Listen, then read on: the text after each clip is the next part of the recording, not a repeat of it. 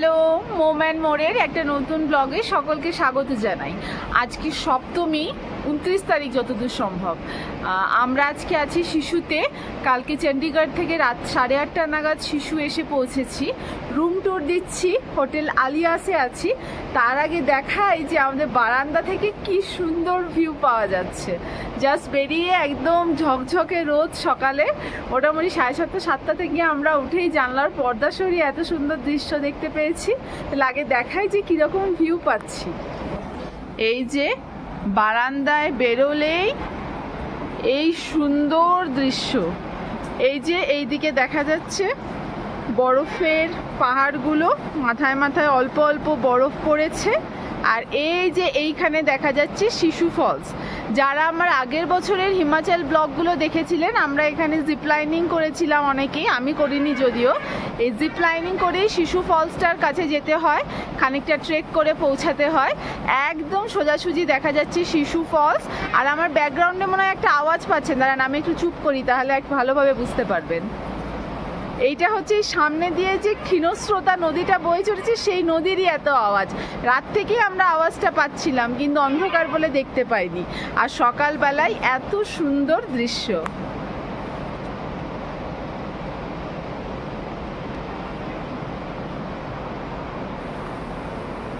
সকালে উঠে আমার স্নান হয়ে গেছে, এখন প্রায় 9টা বাজছে। আর এই যে বারান্দায় সবাই রোদ পোহাচ্ছে, রিভু, বাবা, শ্রেয়ান সবাই বসে আছে। সবাই সুন্দর প্রাকৃতিক দৃশ্য উপভোগ করতে করতে রোদ পোহাচ্ছে। এইটুকুর জন্যই তো আসা।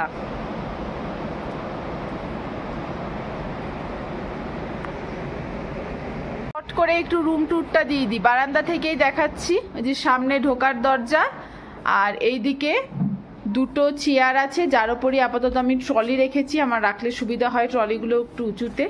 আর এইখানে বিছানা আছে, একটু অবিন্যস্ত আছে। আমি জামা কাপড়গুলো বার করে রেখেছি, আজকে আমরা যেগুলো পরবো। আর এই যে এইদিকে জানলা দিয়ে সুন্দর প্রাকৃতিক দৃশ্য দেখা যাচ্ছে। এইখানে একটা ইয়ে আছে, আয়না, আর টিভি আছে, কিন্তু টিভিটা চলেনি, ওদের বললো বাজ পড়ে টিভিটা নষ্ট হয়ে গেছে। আর এইদিকে বাথরুম একদম পরিষ্কার পরিচ্ছন্ন, গিজারও আছে, সব ব্যবস্থাপনা ভালো, খুব হাইফাই না হলেও একদম ঠিকঠাক, যেটুকু দরকার সেটুকু চলে যাচ্ছে।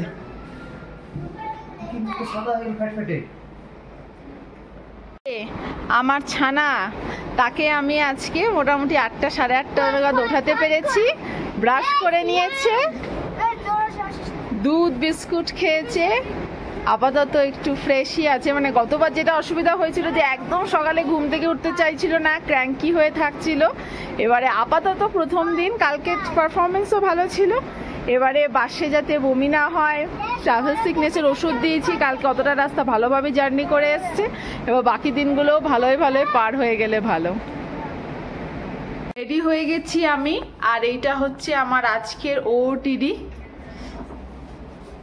জিন্সের সাথে একটা হাইনেক পরেছি সাদা, তার সাথে একটা ক্রপ টপ পরেছি লেয়ার করে, হার, hoop earrings. I am loving this look, আমার খুব ভাল লাগছে এটা বেশ। চলো তাহলে এবার ব্রেকফাস্ট করতে যাব, তারপর বেরিয়ে পড়বো। আর এই যে পেছনে ন্যানোমশাই বসে আছেন। হ্যালো, চলো যাওয়া যাক। সময় মতো রেডি হয়ে নিয়ে চলে এলাম ব্রেকফাস্ট করতে। কালকে রাতেও আমরা এখানেই ডিনার করে গেছি, কিন্তু অবশ্যই অন্ধকার হওয়ায় বুঝতে পারিনি যে ডাইনিং রুমটা এত সুন্দর। সত্যি বলতে হোটেল অ্যালিয়াসের অন্যতম আকর্ষণ ওদের এই ডাইনিং রুমটা। পুরো ঝকঝকে রোদ আসছে, চারিদিকের এত সুন্দর ভিউ, তার মধ্যে বেশ সময় নিয়ে আমরা ব্রেকফাস্ট করেছিলাম। এখন বাজছে 11:10। এবার আমরা শিশু থেকে বেরোবার তোড়জোড় করছি। এই যে এইখানে আমাদের সমস্ত সবাই মোটামুটি বাইরে চলে এসছে, আর ব্যাগ লাগেজপত্রও সব বার করা হচ্ছে।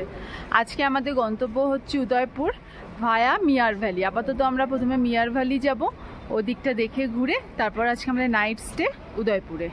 তাহলে চলো যাওয়া যাক। চন্দ্র নদীর ধারে এই শিশু গ্রামটা সত্যি অপূর্ব একটা জায়গা। তবে শিশু কিন্তু চন্দ্র নদীর একেবারে ধারে নয়, পাহাড়ের গায়ে ছড়িয়ে ছিটিয়ে রয়েছে গ্রামটা। আর পাহাড়ের গায়ে উইলো, পপলার, অ্যাসপেন গাছের সারি, যারা এই অক্টোবর মাসে পুরো হলুদ হয়ে যায়।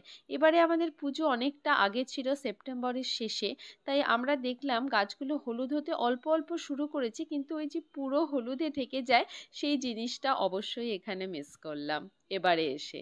যাক, আমাদের গাড়ি চলে এসছে, লাগেজপত্র তুলে নিয়ে আমরা ওই 11টা নাগাদ তান্ডির উদ্দেশ্যে রওনা দিলাম। শিশু কিন্তু দিন দিন বেশ বদলেও যাচ্ছে। প্রচুর হোমস্টে, হোটেল এখানে তৈরি হচ্ছে এবং অটল টানেল তৈরি হওয়ার পর যাতায়াত ব্যবস্থা খুবই সুবিধা হয়ে যাওয়ার প্রচুর পর্যটক এখন এখানে আসেন। এখান থেকে বারালাচলাও ঘুরে আসা যায় এবং গ্রামটা সত্যি অপূর্ব, সত্যি খুব সুন্দর। এখানে একটা ছোট মনেস্ট্রি আছে, আপনাদের হাতে সময় থাকলে সেটাও একবার ঘুরে আসতে পারেন। আমাদের গাড়ি এগিয়ে চলল। গাড়ি এগিয়ে আমরা যাব এখন সোজা তান্ডি অবধি এবং তান্ডির কাছে আমাদের গাড়িগুলো তেল ভরে নিল। তান্ডিতে রয়েছে পেট্রোল পাম্প। এরপর চম্বা অবধি, যেটা কিনা প্রায় 276 কিলোমিটার এখান থেকে, আর কোনো পেট্রোল পাম্প নেই। আর রাস্তায় যেতে যেতে এইরকম এক একটা পথের বাঁকে তুষার শুভ্র গিরিরাজি যখন দেখা দিচ্ছিল, মনে হচ্ছিল উফ, এখানেই গাড়িটা থামিয়ে দিই। সত্যি এই পাহাড়ি রাস্তায় জার্নি করাটা একটা অভিজ্ঞতা। এমন এমন বাঁক আসে, মনে হয় থামি, ছবি তুলি, এখানেই বসে থাকি খানিকক্ষণ, কিন্তু তাহলে তো যে গন্তব্যটা সেখানে কোনোদিনও পৌঁছানোই হবে না। ধীরে ধীরে পাহাড়ের রঙও কিছুটা বদলাতে শুরু করলো। আমরা এরকম ন্যাড়া ন্যাড়া পাহাড়ি রাস্তায় এসে পড়লাম। এবার মোটামুটি বাকি রাস্তাটা এরকম ন্যাড়া পাহাড় ধরেই আমরা এগিয়ে যাব। আমাদের এবারের সারথি অবিনাশ ভাইয়া, যাকে একটু আগেই আপনারা ভিডিওতে দেখলেন, উনি মোটামুটি ভালো মানুষ, তবে ওনার গানের কালেকশন মোটেই ভালো ছিল না। কী সব পাঞ্জাবি গান বাজাচ্ছিল যেসব আমি জীবনেও শুনিনি কোনোদিন। যাক, আমরা তান্ডি ব্রিজের কাছে এসে পৌঁছালাম।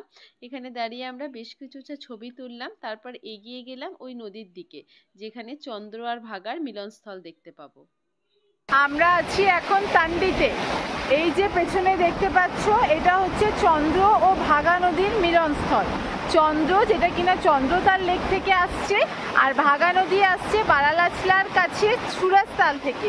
এই তান্ডিতে এসে মিশছে চন্দ্র আর ভাগা, তারপর চন্দ্রভাগা নাম নিয়ে কাশ্মীরের দিকে বয়ে চলেছে, যাকে আমরা চেনাব নামেও চিনি। এই হচ্ছে সেই বিখ্যাত চন্দ্র আর ভাগার মিলনস্থল তান্ডি। তারাও আরেকবার মিলনস্থলটা ভালো করে দেখাচ্ছি। এই হচ্ছে চন্দ্র আর ভাগার মিলনস্থল। ওপর থেকে ওই দিক থেকে আসছে ভাগা, আর এই দিক থেকে বয়ে যাচ্ছে চন্দ্র। দুজনে মিলে মিশে চন্দ্রভাগা নামে সামনের দিকে এগিয়ে চলেছে বয়ে।